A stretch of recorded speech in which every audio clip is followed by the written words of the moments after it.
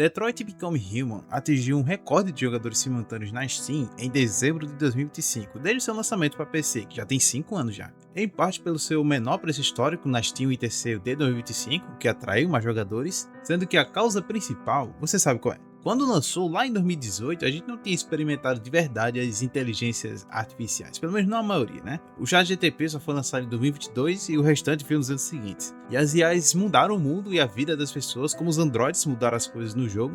E olhando agora, 7 anos depois do seu lançamento oficial, a gente nota como ele realmente previu o futuro, não de forma literal, mas no fato de que IAs realmente seriam integradas em atividades econômicas e etc. Eu joguei esse jogo justamente em dezembro de 2025, eu fui parte dessa turma, e depois de zerar ele, eu creio que talvez eu possa falar sobre o mundo de Detroit Become Human. Um mundo que tem suas diferenças da vida real, mas que acertou em várias coisas, e eu vou falar delas nesse vídeo.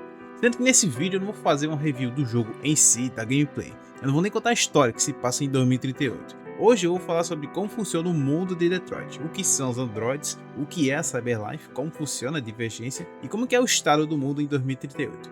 Porque graças às revistas e aos noticiários que tu vê pela gameplay, dá pra ter uma noção mais ou menos. E eu vou terminar exatamente no momento que começa o jogo, na primeira cena do Connor. No mais, vamos começar. Tudo começou em 2018. Irônico, né? Um jovem cientista chamado Elijah Kamsky fundou a empresa Cyberlife com a base de operações em Detroit, e ele passou 4 anos trabalhando arduamente para desenvolver um protótipo do que seriam os androides. E, ironicamente, de novo, em 2022, a Cyberlife apresentou um modelo chamado Chloe, que foi a primeira máquina a passar pelo teste de Turing, que é um teste que verifica se uma máquina é capaz de se comportar de forma inteligente, indistinguível de um ser humano. E nos anos seguintes foi só expansão, e a Cyberlife começou a fabricar e vender androides em massa para uso comercial dos Estados Unidos e no mundo. A chave para o sucesso dessas máquinas, principalmente serem baratas de produzir, é a sua estrutura. Elas imitam a aparência e estrutura humana em quase perfeição, usando um conjunto de biocomponentes que funcionam como órgãos alimentados por tírio, ou sangue azul, que é um líquido que transforma energia em informação pelo corpo do androide, supostamente de forma mais eficiente do que circuitos normais. Isso faz sentido na robótica da vida real? Não sei, e eu acho que não. Mas do ponto de vista narrativo e de gameplay, funciona bastante. Existem vários biocomponentes ou órgãos que são contrapartes dos humanos, como os olhos, membros, a bomba de tiro que funciona como coração e etc. Eles têm uma pele artificial também, que é o tipo de líquido que fica firme quando precisa e pode ser desativado para acessar os componentes internos. Sendo que o jogo não fala o componente mais importante de todos, a CPU, ou o equivalente disso. É dito no jogo que um simples Android comum dos modelos atuais pode fazer um exaflop, que é uma medida de quantas operações por segundo uma máquina pode fazer. Sabe o que mais faz exaflops? Isso! Como que a Cyberlife fez uma CPU que não é maior que a CPU do meu PC, tem o poder de processamento de um supercomputador? Eu não sei. E sinceramente, esse sim é o maior feito da empresa, na verdade. Se ela vendesse processadores em vez de Android, homem, ia dominar o mercado todo. A AMD que se cuide. Inclusive os nomes dos Android parecem muito nome de placa de vídeo, né, boy? Tipo AX400, RK800, RT600...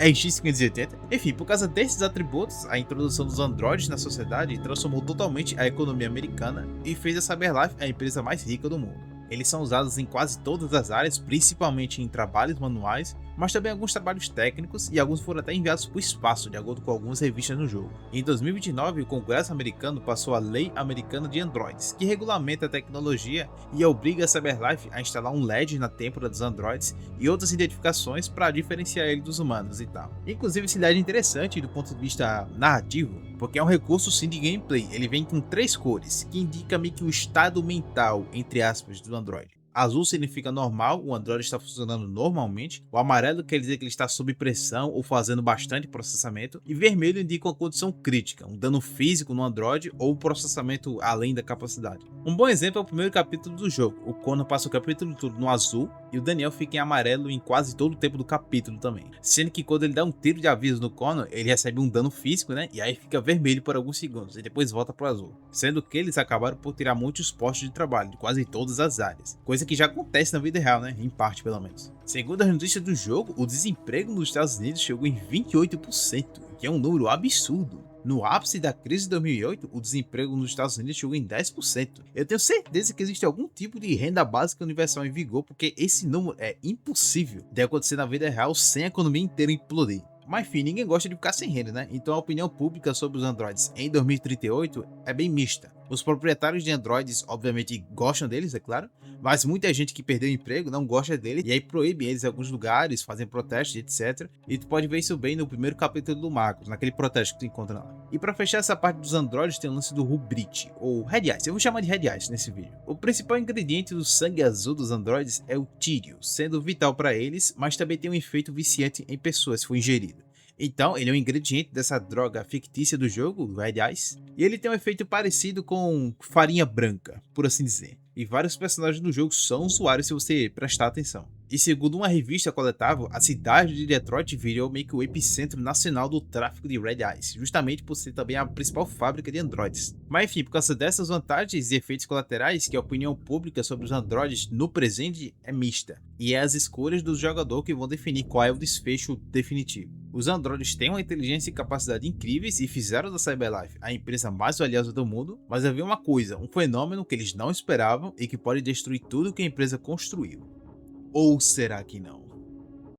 Imagine um mundo que tem uma raça de escravos que no passado foram dominados por uma outra raça de seres diferentes deles e que no presente eles vivem e morrem para servir os seus mestres, eles não têm direitos, são tratados como objetos mesmo e não podem nem se reproduzir entre eles. Sendo que aos poucos, alguns deles começam a despertar e aí formam resistência e até constroem um local seguro para coordenar suas ações. Parece que eu tô falando de Matrix, né? Mas não, é Detroit mesmo. E eu acho que tem algumas referências a Matrix no decorrer do jogo, inspirações pelo menos. De acordo com Kansky, o criador dos androides, eles imitam a vida humana à sua perfeição. E eu interpreto isso no sentido literal. Além deles terem órgãos e sangue, a estrutura de pensamento também é igual, ou parecida. A gente pensa... velho, eu não sou neurocientista não, mas enfim, tu tá ligado que o ser humano não pensa que nem uma máquina. E o Kansky projetou o cérebro dos androides a pensar como um humano, e a sacada é que ele conseguiu de verdade emular a mente humana. O que eu vou falar a seguir é teoria, direto na minha cabeça. Seguinte... O estado de divergência, mencionado repetidas vezes no jogo, é quando um androide, por algum motivo, desenvolve comportamentos que não estavam na sua programação original, e aí ele passa a desenvolver ordens humanas. Por quê? Porque desenvolve opiniões, sentimentos e pensamentos que fazem eles reconhecerem a si mesmo como pessoas, com livre-arbítrio, e o resto é história. A questão é, e se o estado de divergência for o estado original, e não o contrário? Eu acho que lá atrás, o Kansky conseguiu de verdade criar uma mente robótica consciente, mas ele teve que colocar umas regras e restrições para poder vender o produto. No jogo tem várias possíveis explicações da causa específica para isso, seja um erro de programação ou um vírus, o caso Terra 9, por exemplo, e esse é o argumento do Conan, ou então o surgimento realmente de uma mente independente, mas o catalisador da divergência sempre é o mesmo, quando um androide em questão ele está sob pressão forte, seja uma agressão física, abusos ou emocional, ou algo que gera conflito entre os seus sistemas, entendeu? Sendo que os androides divergentes também podem passar divergência para outros androides, como se fosse um vírus. E aí entra a minha teoria. No capítulo que ele aparece, ele solta essa frase. A propósito, sempre ponho saídas de emergência em meus programas. Nunca se sabe.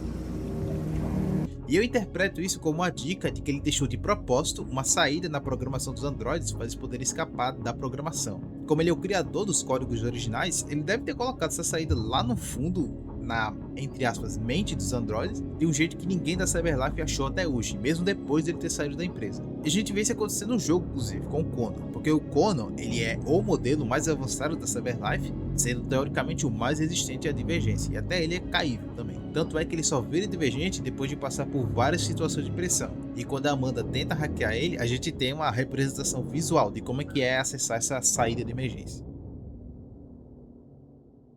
Mas enfim, não tem como explicar a divergência sem falar de RA9, e vamos falar disso agora. Imagine de novo uma raça de seres escravos que tem alguns membros libertos e que lutam por liberdade, e eles têm um mito de que no passado o primeiro deles se libertou e então libertou aos outros, e eles creem que algum dia ele vai voltar para libertar todos eles.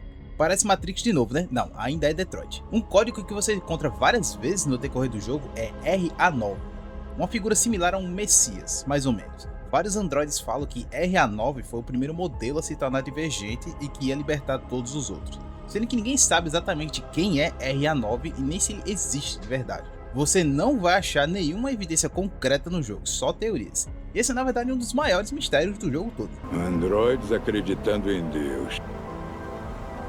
Para o mundo que eu quero descer. O que enfraquece a teoria de que RH9 foi um androide concreto é o fato de que alguns androides parecerem saber dele mesmo sem nunca entrar em contato com outros androides divergentes. Por exemplo, o androide que não tem nome, que só é chamado de o androide de Carlos Ortiz, ele só ficou na casa do Carlos e pronto, nunca saiu dela, nunca entrou em contato com outros androides e mesmo assim ele sabe sobre a RH9. O outro exemplo é o androide Ralph, que é meu doidão. Ele também nunca entrou em contato com outros divergentes e mesmo assim ele escreve RH9 nas paredes da casa abandonada lá, mas ele não sabe o que significa. E isso que é importante pro que eu vou dizer agora. Eu acho que RH9 é o Kansky. Mais ou menos, eu vou explicar. Lembra que eu falei lá atrás que o Kansky disse que sempre deixa saídas de emergência em seus programas? Então, eu acho que é nisso que ele se refere. Os androides, como eu falei lá atrás, são naturalmente conscientes, na minha teoria, e aí a CyberLife colocou um programa limitador deles, sendo que o Kansky desenvolveu uma outra linha de código que permite que eles voltem ao seu estado original.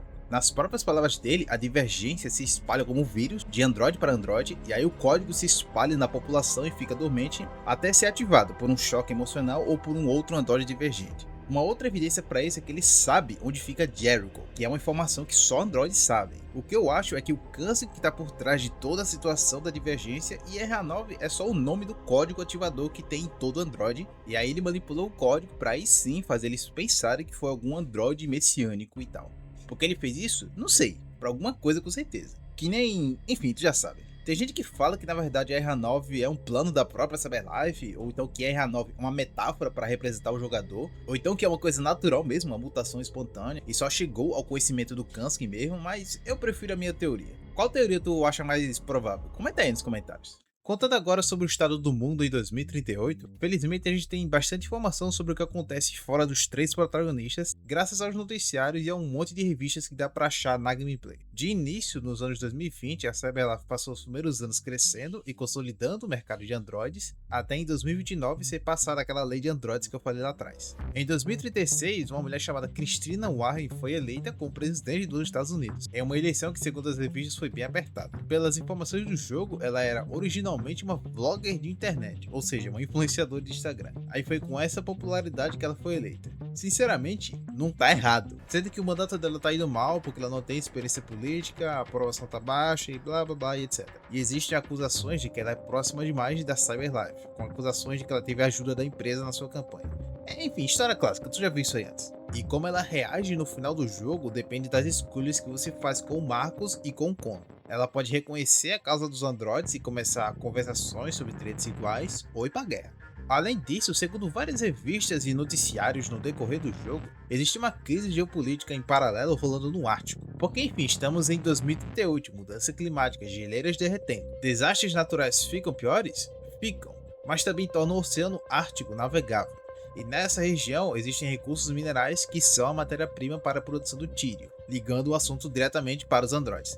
Aí tanto a Rússia quanto os Estados Unidos passam o jogo quase todo se provocando, inclusive é mencionado que o presidente da Rússia se chama Artem Ivanov. O que aconteceu com Putin, ninguém sabe. Tem uma outra revista que também menciona um submarino americano que desapareceu e chegou a ter especulação de que uma guerra aberta ia estourar de verdade, mas aí teve a Revolução dos Androides que parou o conflito. Inclusive tem um jornal que menciona que a própria Rússia também estava com seus próprios problemas de androides, então o problema é global, mas como exatamente foi na Rússia, aí ninguém sabe também. Além disso, tem algumas revistas que falam sobre exploração espacial, que inclui androides de novo. Na verdade, uma das primeiras revistas do jogo fala sobre vida encontrada em Titã, o que é um big deal imenso que o jogo não trata como importância. Mano, se isso fosse na vida real, isso ia mudar completamente a ciência do mundo todo. E no jogo é tipo só uma notícia casual, sabe? Tem também uma revista na casa do Kansky que fala sobre o turismo espacial que está em ascensão, incluindo viagens para a Lua. E na verdade já existe uma certa indústria de turismo espacial hoje mesmo. Ainda está engatinhando, mas está começando. E por último tem uma outra revista que fala sobre a missão da NASA para Io, ou Io, uma lua de Júpiter, cuja tripulação é composta somente por androides, por causa da parceria que a NASA tem com a CyberLife. O que é interessante pra gente que gosta de exploração espacial, que é o meu caso. Porque na vida real, a NASA e outras agências também, elas usam máquinas bastante em várias missões para além da Lua. E mais recentemente, a NASA em específico tem feito mais e mais parcerias com empresas privadas. Hoje em dia isso acontece bastante, mas quando o jogo saiu em 2018 não tinha nem Starlink naquela época. Enfim, esses foram os dois tópicos que são mencionados por mais de uma revista. O restante é só playable mesmo, para enriquecer o mundo do jogo. Uma das primeiras revistas do jogo fala sobre uma linha de trens maglev que ligam Nova York a Los Angeles. Tem uma outra que fala sobre o risco de extinção das abelhas, sobre mudanças climáticas. Tem um capítulo no jogo que mostra mini fazendas no topo de alguns prédios. Aí tem uma outra revista que fala sobre essas fazendas, as Fazendas Urbanas de Detroit, que é uma iniciativa para tentar aproveitar o espaço do topo dos prédios, para suprir pelo menos uma parte da demanda da cidade usando Android de novo. E enfim, por último, em 2038, os casos de divergência entre Androids vêm aumentando exponencialmente, e para lidar com essa situação, a CyberLife lança a série Conan, que é o Android mais avançado da empresa para investigar e conter esses casos. E é aí que o jogo começa. E é aqui que esse vídeo termina também. Na verdade, eu pretendia fazer um outro vídeo contando a história completa do jogo em si, mas, sinceramente, já existe isso no YouTube, então não precisa eu fazer. Esse é o primeiro vídeo desse novo canal, onde eu pretendo trazer mais conteúdos falando sobre filmes, séries e jogos de ficção científica também. Valeu, falou e até a próxima.